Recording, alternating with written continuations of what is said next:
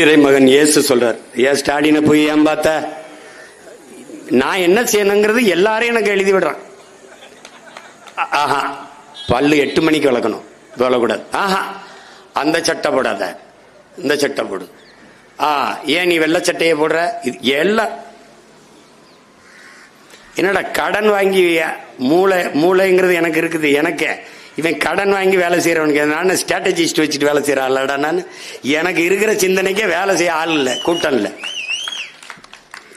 அவரை ஏன் பார்த்தானு தேவ வாசகம் இறை செய்தி இருக்குது. விருந்தில் நல்விருந்தில் நீ பங்கேற்கலனாலும் துயரத்தில் பங்கேறுங்குது. ஒருத்தர் துன்பத்தில் போய் பங்கேற்றுங்குது. இது ஏன்?